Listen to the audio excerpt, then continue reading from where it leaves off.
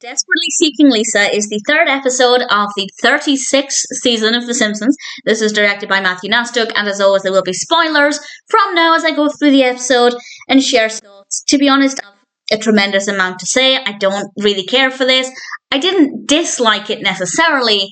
I just got very little joy out of it. Some positives, we have some beautiful animation, some great locations, great characters, character costumes. It looks very good. We have some good guest appearances. We have Richard E. Grant, we have Tracy Letts, Molly Shannon, and Griffin Dunne. Absolutely no issues there, of course, but the narrative is just very, very boring. And Lisa is going off to Capital City with her aunts, and she meets some artists. They invite her to a party, but her aunts already have plans.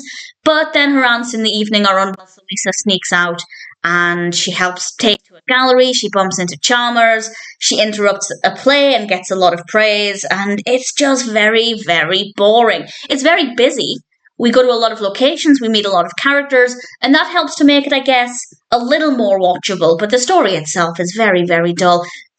They then go and see a writer about a scholarship to a school of Lisa's dreams.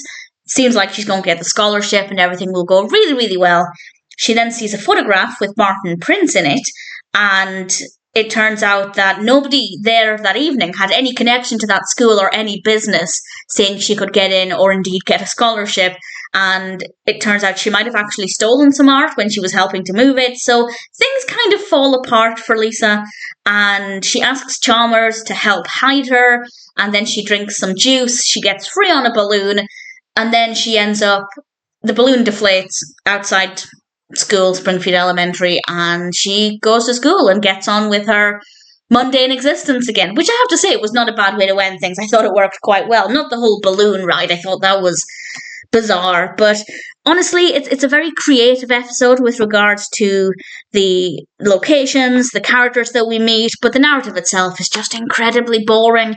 And I know a lot of people don't like Lisa. I do, but this episode, for me as a Lisa fan, just wasn't that great. Didn't care for it. I didn't necessarily dislike it. As I said, there wasn't anything that was bad. It just wasn't interesting. Maybe a little unrealistic, even within the realms of a Simpsons episode. But that aside, I guess it's fine. It does feel creative, but as an enjoyable episode, Desperately Seeking Lisa just didn't work very well.